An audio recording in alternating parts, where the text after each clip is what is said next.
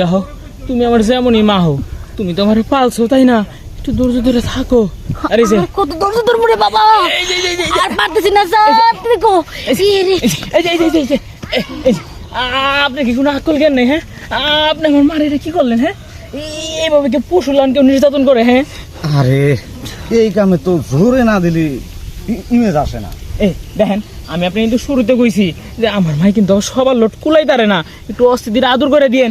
এই কারণে আমি লগে খাড়াই সেটা মারে আদর করে করে দিতাছি, আর আপনি করতেছি দেন, কিন্তু আপনি আদরের সুযোগ নিয়ে আসেন, আপনি এত বড় একটা দুর্ব্যবহার করলেন। শোনো, এই কামে শরীরে যত শক্তি আছে এই শক্তিটা যদি না খাটান যায় তাহলে কাম করে কোনো মজাই পাওয়া যায় না। কথা বাদ দেন, শরীরের শক্তি যদি সব অনেক খাটান তাহলে অন্য কাজে কি খাটাইবেন? আপনি আমার জায়গায় নাকি পুরো ফাটা আলাইছেন। হ্যাঁ কি গো, সামনে পিছকে আবার এক হয়ে গেল নাকি? হ, একবার তো এক হয়েছিল, বিশ্বাস না হলে দেখ।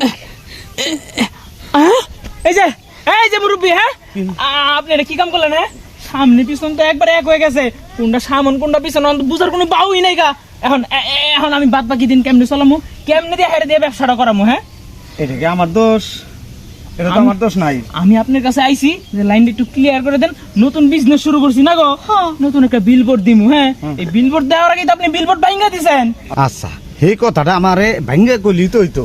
এই যে দেখেন আব্বারে কুই আইছি এক কথা বাসাতে, কুইয়া আইসিরা বিজনেসের লিগে আপনি দিলাম যে লাইনটা ক্লিয়ার করেন। আপনি এমন ভাবে লাইনটা ক্লিয়ার করছেন, বাপের কাছে গেলে ধরা খাম না। হ্যাঁ, সামনে পিছনে এক হয়ে গেছে, বাপে দেখলেই তো বুঝা লাইব যে আইক কলা বাস নিয়ে আবার দিল। কাজ করো বাপ, চিন্তা করিস না, যেহেতু মনে করি সামনে পিছিয়ে এক হয়েই গেছে, সুপার ঘাম আছে না আটা, ওই আটা মাঝখান বরাবর মাইরা দিস। আরে ওটা না, আমার কাছে ইউনিক বুদ্ধি আছে। কি বুদ্ধি? 4-5টা মাইজেল নিয়ে আইসে না, ওই জায়গায় লাগাইয়া দাও, কামড় দিব ফুইলা জায়গাটা ছোট্ট হয়ে যাবো। হ্যাঁ, তখন তোমার বাপের কাছে গেলে ধরা খাবা না। বুদ্ধিটা দেওয়ার জন্য ধন্যবাদ দিবে না? ও হ্যাঁ, ধন্যবাদ। এই যে শুনো আম্মা, এতক্ষণ তো ব্যথা তো সহ্য করছো, আর একটু সহ্য করো। ওরা যখন কামড় দিব তখন একটু তুমি উপরে দিকে চাপ দিয়ে ধরে রাখো। হ্যাঁ, কামড়ায় যখন ফুলাই লেবো জায়গাটা এমনি চড়াই যাইব, বাপে আঙ্গো বিজনেস ধরতেই পারবো না। বাপ, তোর যে বুদ্ধি, অনেক যদি কয়েকটা মাঞ্জাল দেই, আর ওই মাঞ্জাল যদি ভুলবশত ভিতরে একটা যায়, এটা যদি তোর বাপে খেলার সময় তোর বাবার মিশিং এর সাথে বাইরে আসে, তাহলে কব না ভিতরে মাঞ্জাল বাহার করলো কেমনে? এই যে পাইছি ভালো বুদ্ধি। আব্বার কিন্তু বদ অভ্যাস আছে, ও জগলে মঙ্গলে জেনে হয় জায়গা পাই কিন্তু মুক্তি বইয়া পড়ে। তুমি কোনো চিন্তাই করো না, আব্বার উপরে সুন্দর করে দোষটা চাপাই দিবা। আব্বাই যদি কয় কথা তুমি জঙ্গলে গেছো, কোন মাঞ্জেলা টাঞ্জেলা হয়তো তোমার উপরে বইছে, তুমি খেয়াল করো নাই, আয়া বিটে গুতা দিয়ে দিছো, এই তোমার এই মিশিং এতে আমার বিটি আসে বাসা বাড়াইছে। হ, বুদ্ধিটা কিন্তু একদম ঠিক করছস। আর শোন, তোর একটা কথা কই, এরকম বিজনেস যদি আমার চলতেই থাকে তাহলে বেশি দিন লাগবো না, আমরা 20 তলা ভাড়া দিয়ে উপরতলা কমপ্লিট করে নিলাম। হ্যাঁ রে আনছত নাকি? ও হ্যাঁ, আপনি আইছেন, আপনার অপেক্ষায় তো আছিলাম। এই যে দেখেন ঠিকঠাক আছে নি, দেখেন ঠিকঠাক তো নাই, একটা জায়গা মাগা ফসাই লাইছে। যা তুই থাক, আমি করতাম না। আমারে কইলাম না ইনটেক মালটা দিবি।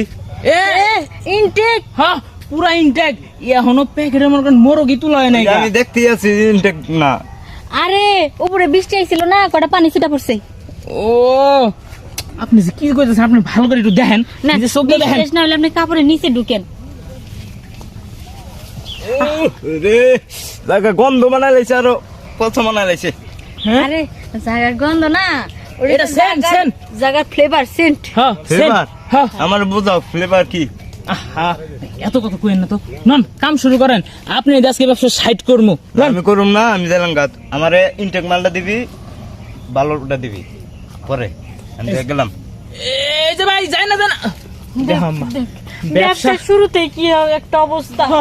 ব্যবসার প্রথম কাস্টমারই ফেরত গেছে মানে কি এই ব্যবসায় নেই ধরা। আম্মা লোকে বাইক যাই, জায়গা আবার সেটিং দিয়ে ঠিকঠাক করি, তোমার জায়গাটা আবার মনে করো আগের মতন টাইট ফিটিং কইরা তারপর আবার নতুন বিজনেস দিমু। কথাটা একদম ঠিক কইছিস আইনি। আর যদি কোনোভাবে ঠিক না হয়, সবার গাম নিয়ে যাবি, মানে গাম মাইরা আটকাই দিবি। আচ্ছা নো